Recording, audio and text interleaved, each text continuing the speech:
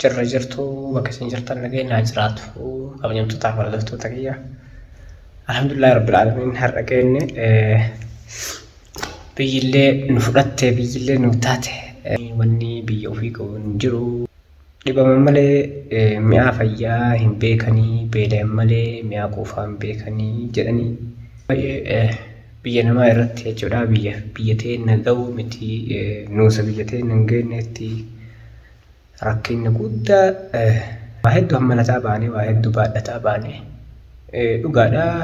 Biyya rahmata qabdii rahmata namaan mukootii miskiina biyya fayyaaleeyyiidha biyya rahmataati jechuudha. Yamaniini garuu ofiiyyuu rakkina jirti ofiiyyuu lola jirti namni ofiiyyuu waan goone waan namaan godhu ammoo dhuguma biyyi teenya akka duraati osoo hin ta'in baay'ee jijjiiramte. Garuu ammoo kaganamaa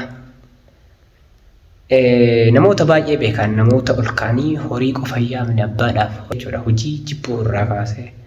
Garuu ammoo biyya namaatitti namni abbaa wajjin haga zuuriin dalaganii akaakayyoo wajjin haga magriibaa dalagadanii haga magriibaa dalagan namni abbaa wajjin haga zuuriin dalaganii amba wajjin haga magriibaa dalagaa jedhanii mammayin sun dhugaadha akka harreetitti. Garuu jiruun sanuma irra aksii faallan ammoo jiruun ammoo osoo akka biyya namaa sanitti akkasuma kaanee dawaan hunduu hojii ofii jabeessutti naannoo namuu warrummaan namni hin dalagne jiru biyya namaatitti jechuudha. Namni dalagan hin jiru hunduu ammoo dalagaa qaba. Namoota takka argita ka dhalaan dalaytee itti fiddee walumaa galaan taa'ee qabu. Kanaaf ammoo waan ofii biyyatti hin dalayneef biyyi teenya ammoo waan dalagaan hin taane faasanii barmajamanii gara biyya alaa asumaan inshaallah saarokuma irra kaachina darba. Amma ajaa Itoophiyaa keessa gadaabuu Somaaliillee haa taatu Hoolatiillee haa eegu gatiinlee rakshaa ta'u jedha namni keenya tokko ammoo jara san keessaa ana qofaa ni yaadadha waggaa 13 dura akka itti bahee warri keenya dhugaa feenan ilmaan obboleeyyan ana qofa kan irra xiqqaadhaa jechuudha yeroo sanitti wallaahi subii ka'ee horima wayii gayyaasuu diddaaf warraan wallole namni badu karaa baalee gabbada dhali dura nyaata dittee guyyaa kun kadhatanii rabbii jedhii nyaadhu rabbii jedhii nyaadhu akkasuma osoo hin ta'u nasiiba mucaawwee bakka hawaasni taphannutti mucaawwee dhufee teettee mari'atti ijoolleen waan ala deemuudha tokko deemee deebi'a. Akkasii yaa jama'at alkhayri kun sayyidanaa kadartu oofeenaa fidee jedhe waan qabuuf waan hin qabne illee walitti qabee hin qaba aanatu birrii jabaa qaba yeroo san birriin 3,000 warii batti lafa bitti. Ani 3,000 amma harkaan hin qaba amma boodallee lafallee ni qaba kontiraa tokko 5 kennee deemaa ture. Hamma jaasumaan gadi kuti. Ijoolleen haga jijjigaa qofa narraa ooftee 3,000 sanarraa fuutee hattuudha ijoolleen tamma waliin baane sun jechuudha. Na jalaa baddee Mustafaan guyyaa sanirraa ka'ee bismillahirrahmanirrahiim rakkinaa walitti garuu ufumatu bandee bu'u hoomaa takka inshaallah naa kiree mun kan dhuftee ruuti yaamuutu malee waallee namni naa godhe hin jiru gotakka namni waan godhe hin jiru karaa masilaa kutadhee bahe kana namni tokko duuba nan deebisu akka waan jannata rabbiitiif deemaaru yookaan akka wayii jechuudha anammoo biyya yaman dhaqaa biyya maalii dhaqaa jedheetii miti walumaa kana nasuma chaakutu namnummaan karaa ga'ee deebinaan hin jedhin akkaataa walumaa galaa itti bayi Abdulqawwii harkallee seenii hatta Abdulqawwii yeroo san kanam dhawee ilkaan namarraa caccabsu ani akkanuma laalee bada mucaati halmu haadha keetiitu luuydeen kaan maaltu si fide naan jedha walumaa galaan jechuudha naan jedhee guyyaa kaan kai bayi paastaa fixxee teettee paastaa fixuu malee bu'aati naa gotullee argaan jiru naan jedhe gara bayuun beeku ijoollee wajjin dhufe deemee tuba suuree laan gara ijoollee saniin gadi ijoollee illee hin deemu. Akkasii walumaa galaan maaf kana hundi dubbattee hojjettanii namoota hedduutu seenaa akkanaatiin biyyaa bayaa namoonni kenna. Gariitu ammoo kibiraa barumsa godhatee galee hojii osoo hin tuffatiin akka harreetitti qotee maal ta'ee nama gaya. Wallaahi osoo akka biyya namaa kana dalayneetti biyya keenya dalayne yoo tana malee bonaara.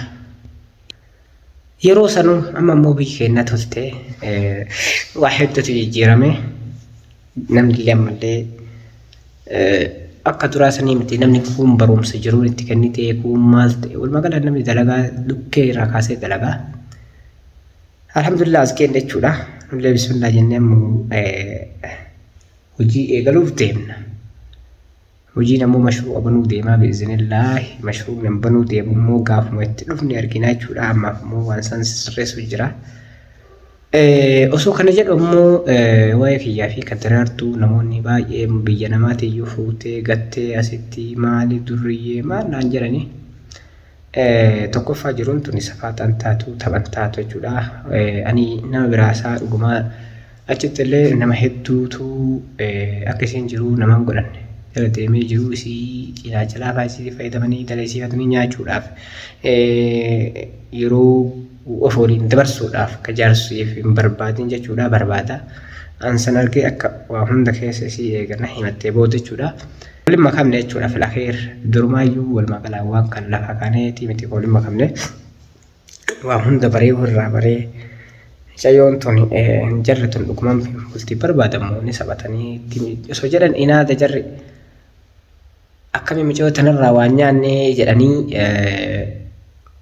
aaranii lolansanii fanillee irratti jabaadhee nallee tumanii namaanillee wal dhabee hidhamee maal ta'e akira isii fuudheetu biyya namaatii baase jechuudha. Ani bultii tanatti safaadhaa waggaa meeqa lafa taa'ee filakheer tokko naala tarabbi namaa caaleetu taaraa tarabbi namaa filatetu kayriidha jedheeti malee ani taphaa miti jechuudha walumaa galaani. Mush obboleeyyan tiyya yookaan dhalaan asiinaa qopheessanii ta'uura dhayni fakkaattu ta'e yoo deemi jedhan deemtu taa'ee dhanteetu sana asiinaa qopheessanii innaan biyya ga'ennaan isittiin garagalle.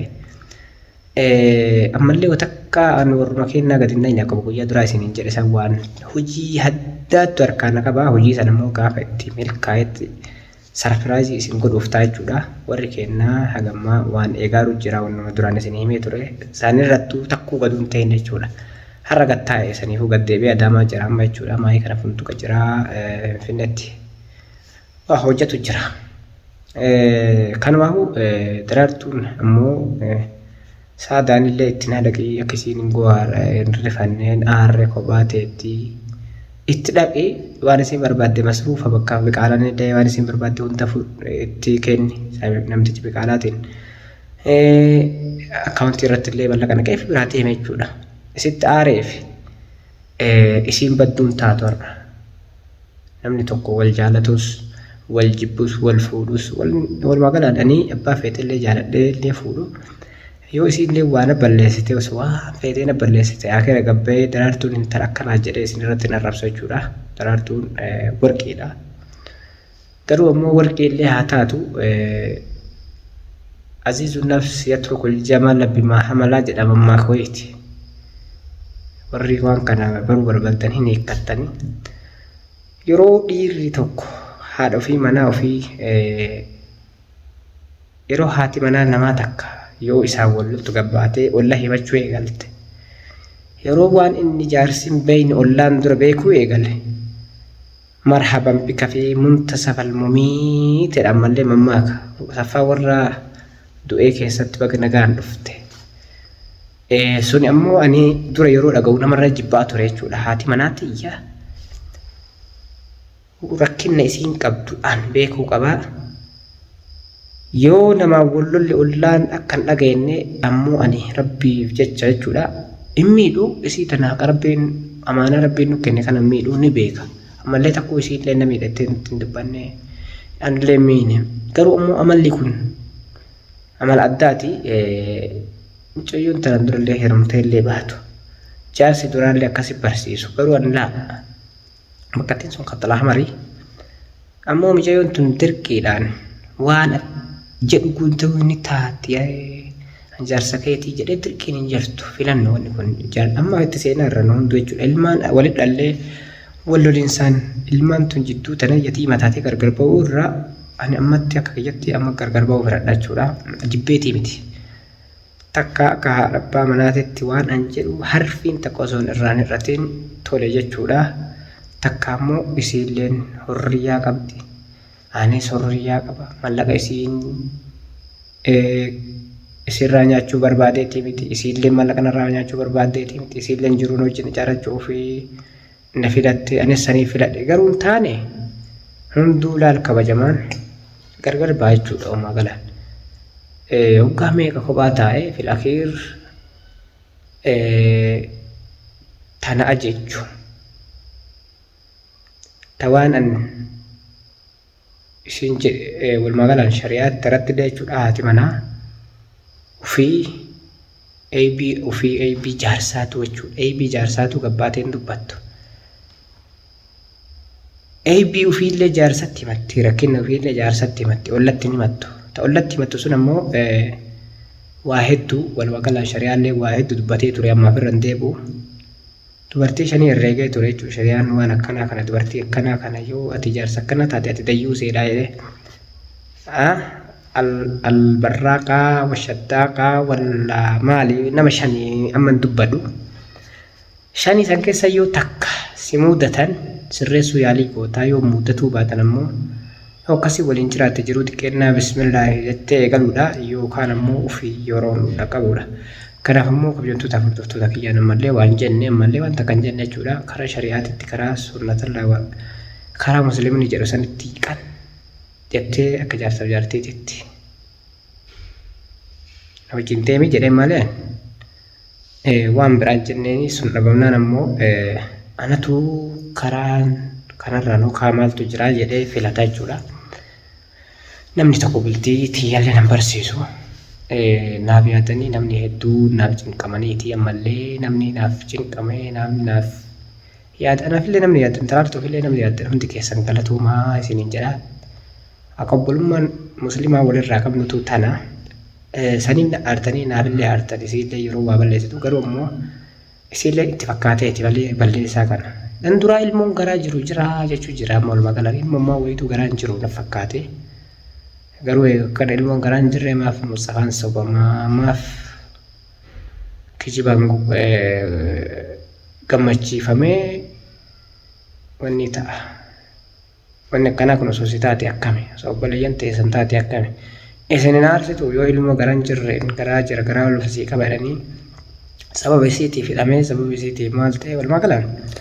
Jechuutti xiqqoo na aarse malee waan biraan taane sirroofti akka rabbi sirreessu abdii qaba jechuudha. Yoo na wajjin illee sirraa hubatte namni hedduu jira amma walumaa galaan Itoophiyaa jirti biyyasii jirti biyya harkinnaan jirtu kafee itti filattee heerumuu mirga qabdi jechuudhaan illee ittillee dhaaru jechuudha. Bakka fuudhinsaan namni waan fuudhanii dhuguma fuudhatanii shari'aan rabbi nu bal'isee halaala nu godhee afuruu fuudhaan nu jedhee an ammoo osoo isin jirtullee takka nama fuudha ammas fuudha jarjaran qabu jechuudhaan hadafa ammas biyyaaf haarawaa ganaa waa hedduu na eeggatanii biyya namaa jijjiiree fi uf jijjiiruun ammoo tokko miti jechuudha. Kanaaf ammoo waa hedduu ganaa kan na eeggatanii jechuudha. Kanaaf mashguulaa miti jechuudha fuudhinsaa fi heerumaa fi silaa yoo danda'eeti iyyumata qabu tana jabeeffachuu fi malee waa isii asii galeennan isii gatuu fi miti jechuudha. Kanaaf ammoo yoon ta'in illee karama keeniitiin gargar baa jechuudha namni jechuudha.